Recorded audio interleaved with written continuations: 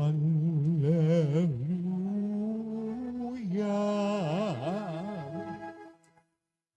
Hallelujah. Hallelujah. Hallelujah. Hallelujah.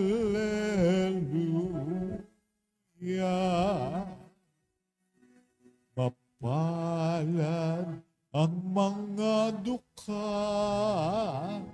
na tanging Diyos na lumikha. Ang pag-asa at adhika. Hallelujah.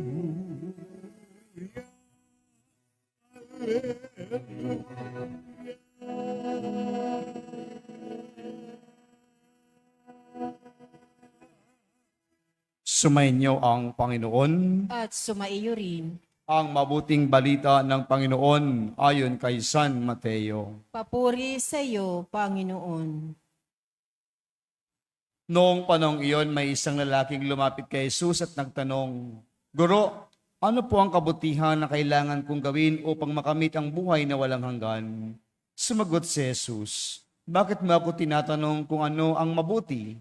Isa lamang ang mabuti. Kung ibig mong magkamit ng buhay, sundin mo ang mga utos. Alin-alin po? Tanong niya. Sumagot si Jesus, huwag kang papatay, huwag kang mangangalunya, huwag kang magnanakaw, huwag kang magsisinungaling sa iyong pagsaksi. Igalang mo ang iyong ama at ina at ibigin mo ang iyong kapwa gaya ng pag-ibig mo sa iyong sarili. Sinabi ng binata, tinutupad ko po na ang lahat na iyan. Ano pa po ang dapat kong gawin? Kung ibig mong maging ganap, humayo ka, ipagbali mo ang iyong ari-arian at ipamahagi sa mga duka ang pinagbilhan. Kapag ginawa mo yan, magkakaroon ka ng kayamanan sa langit. Pagkatapos, bumalik ka at sumunod sa akin. Sagot ni Jesus. Pagkarinig nito, malungkot na umalis ang binata sapagkat siya'y napakayaman. Mga kapatid, ang mabuting balita ng Panginoon. Pinupuri ka namin, Panginoong Hesukristo. Magsiyo po ang lahat at makinig sa humilya. Isang magandang gabi po sa ating lahat. Sa pagpapatuloy po natin ang ating pag-alakbay sa ika-20 linggo sa karaniwang panahon at ngayon po ay araw ng Lunes, pagunita po natin kay San Jose, na kung saan tayo po ay tinatawagan at pinapaalahanan ang ating pupuntahan, na kung saan anong sabi ng binata kay Jesus, Guro, paano po magkamit ng buhay na walang hanggan? Isang magandang tanong at isang makahulugang tanong na dapat din nating itanungin sa buhay natin. Paano ba magkamit ng buhay na walang hanggan?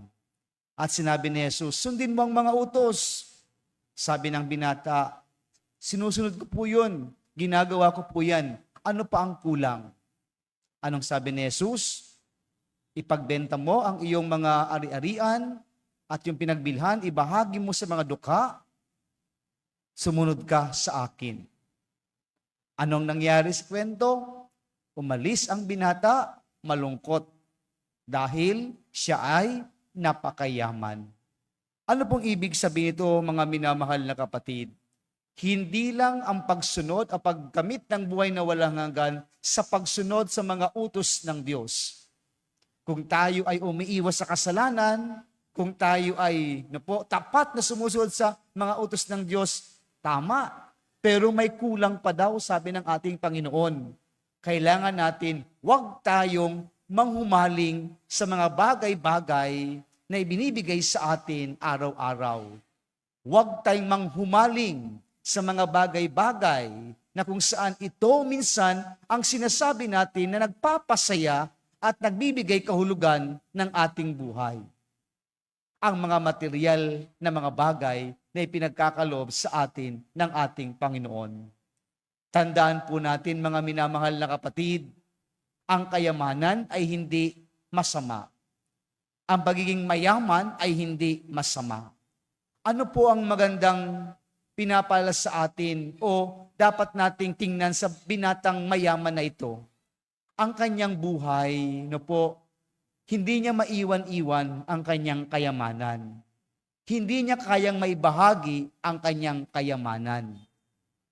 Kaya siya'y malungkot na umalis nung sinabi ni Jesus ang mga ganong kataga. Sa atin mga minamahal na kapatid, tayo ba ay mayaman din? Tayo ba ay marami bang ipagbibenta o ipinabibili ng mga bagay-bagay na may angkin tayo?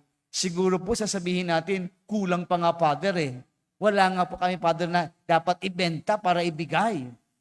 Pero mga minamahal na kapatid, mayroon po tayong dapat iwaglit o dapat nating bitawan sa ating buhay.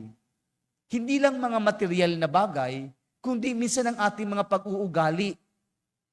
Akala natin sumusunod tayo sa mga utos ng Diyos, tayo ay umiiwas sa ating pagkakasala dahil tayo pala ay walang pakialam sa kapwa-tao natin.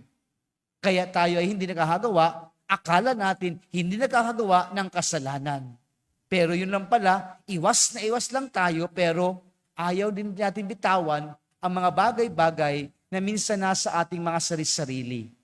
Ito po ang pagpapaunawa sa atin ng ating Panginoon. Kung gusto natin magkamit ng buhay na walang hanggan, kailangan po natin ibigay lahat sa ating Panginoon. Kahit yung ating mga pag-uugali, dapat nating ibigay para sa Kanya. Dahil ang tunay na magdadala sa atin sa tunay na buhay, ang buhay na walang hanggan. Kaya minsan mga minamahal na kapatid, mahirap, sabihin natin, mahirap magpakabanal. Mahirap sumunod sa yapak ng ating Panginoon dahil ayaw nating bitawan kung anong mayroon tayo sa ating mga sarili-sarili. Higit sa lahat, minsan ang ating mga prinsipyo at mga inuugali sa buhay. Na kung minsan, mga minamahal na kapatid, ito ang naging hadlang upang hindi tayo magpatuloy sa ating paglalakbay, upang maging lumago sa ating panampalataya. Oo, nagsisimba naman tayo. Oo, nagdarasal tayo. Oo, marami tayong mga debosyon. Pero pag usapin na ganito, batiin mo na si ganito. Pansin mo si ganito, nako, wag na lang.